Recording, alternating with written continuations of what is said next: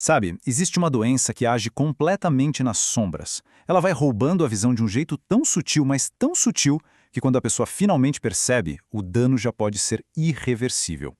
Pois é, essa condição existe e o nome dela é glaucoma. E hoje a gente vai entender direitinho por que ela é conhecida como a ameaça silenciosa. Pensa só nisso aqui. 40%. Quase metade da visão pode simplesmente desaparecer sem dar um único sinal de alerta. É assustador, né? Pois bem, a resposta para essa pergunta é justamente o glaucoma. E é por causa dessa natureza, sabe, tão traiçoeira que é super importante a gente entender como essa doença funciona. Então, para a gente desvendar essa ameaça, nosso roteiro de hoje é o seguinte. Primeiro, o que é o glaucoma. Depois, a gente vai ver os dois tipos principais, o de ângulo aberto, o ladrão silencioso, e o de ângulo fechado, o ataque súbito. Daí, a gente passa para as ferramentas de diagnóstico e, por fim, como gerenciar a pressão no olho. Bora lá? Ok, então vamos ao que interessa. O que é exatamente o glaucoma? Bom, para simplificar, a gente pode pensar que na sua essência a doença é tipo um problema de encanamento dentro do olho. É isso mesmo, um desequilíbrio na pressão que, se não for cuidado, pode ter consequências bem sérias. Vamos lá. Dentro do nosso olho tem um fluido, um líquido transparente chamado humor aquoso.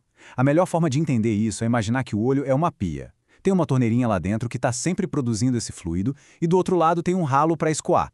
Esse ciclo constante, sabe? Produção e drenagem. É o que mantém o olho saudável e com a pressão certinha. O glaucoma? Bom, ele aparece quando esse sistema de drenagem, o ralo, começa a dar problema. E essa pressão tem um número. No olho saudável, ela fica ali entre 10 e 20 milímetros de mercúrio. Agora, no glaucoma, o que acontece? O ralo entope, mas a torneira continua ligada, produzindo fluido sem parar.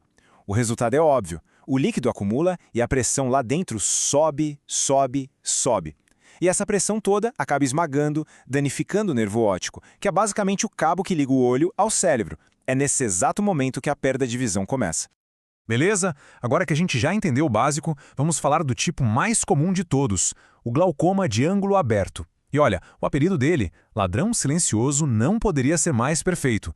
Ele age de um jeito bem lento, bem sorrateiro. E quando eu digo mais comum, eu estou falando sério. Dá uma olhada nesses números. De 60% a 70% de todos os casos de glaucoma são desse tipo. É muita coisa. Isso faz dele a forma disparada mais comum da doença, afetando milhões e milhões de pessoas pelo mundo. E as características dele explicam tudo. Geralmente aparece depois dos 50 anos, a progressão é crônica, ou seja, leva meses, às vezes anos, e o principal, é totalmente assintomático e indolor no começo. É exatamente como o ralo da pia que vai entupindo aos pouquinhos, sabe? A água sobe devagar, sem fazer barulho, sem dar sinal, até que um dia transborda. Só que no olho, esse transbordamento é o dano irreversível no nervo óptico.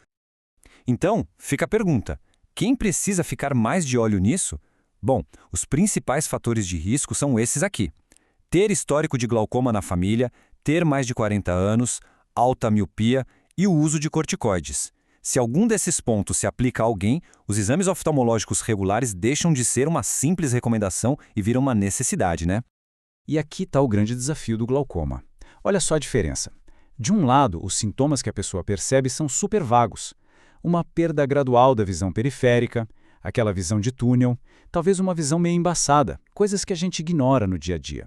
Mas do outro lado, o que o oftalmologista encontra no exame é super concreto. Pressão alta, alterações claras no nervo óptico e um ângulo de drenagem que, apesar de estar aberto, simplesmente não está funcionando como deveria. Essa tabela aqui é perfeita para a gente fazer a transição, porque se de um lado a gente tem o glaucoma de ângulo aberto, que é crônico, silencioso, assintomático, do outro a gente tem o primo dele, o de ângulo fechado, que é exatamente o contrário. É agudo, barulhento e cheio de sintomas. E aqui a história muda completamente de tom. Se o de ângulo aberto era um ladrão silencioso, o de ângulo fechado é um ataque frontal, sem aviso. É uma emergência oftalmológica, daquelas que precisam de ação imediata. Vamos voltar para a nossa analogia da pia. Lembra do ralo? Pois bem, aqui ele não entope aos poucos. É como se, de repente, alguém jogasse uma tampa em cima e bloqueasse tudo de uma vez. A íris, que é a parte colorida do olho, se desloca e fecha fisicamente o canal de drenagem. O fluxo de líquido é cortado. Fim, de forma súbita e total. E o resultado disso é dramático. A pressão, que o normal é até 20, pode pular para 45, 60 milímetros Hg. É quase o triplo do limite máximo. Um aumento assim tão súbito e extremo causa um dano imediato e permanente no nervo óptico se não for tratado na hora. E ao contrário do primo silencioso dele, os sinais aqui são impossíveis de ignorar. A gente está falando de uma dor muito forte, geralmente em um olho só, perda de visão, náusea, vômito. Só que não é sintoma sutil, não. São sirenes de alarme tocando. É uma emergência médica que precisa de atendimento para ontem.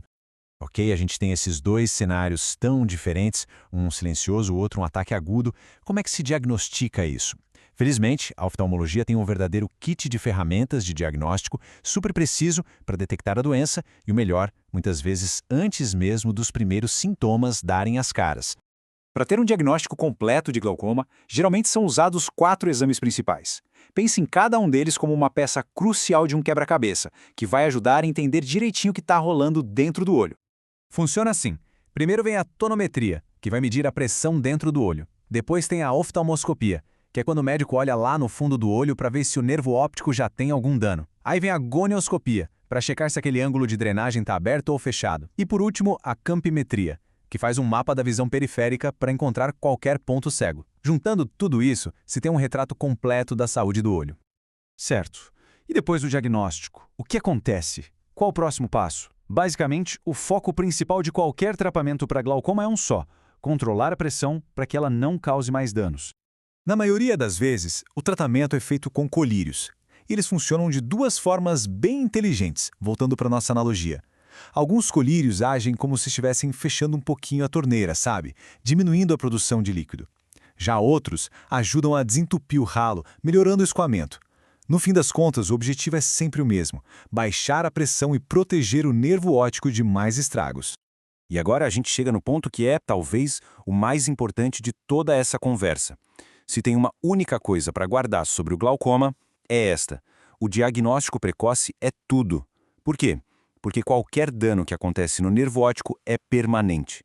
A visão que o glaucoma leva embora, infelizmente, não volta mais. E isso nos deixa com uma reflexão final, né? O glaucoma é uma doença que não dá segunda chance. A prevenção, feita com exames oftalmológicos regulares, é a única defesa de verdade contra esse ladrão silencioso. Então a pergunta que fica no ar é: será que vale a pena arriscar algo tão precioso quanto a visão só por adiar um simples exame?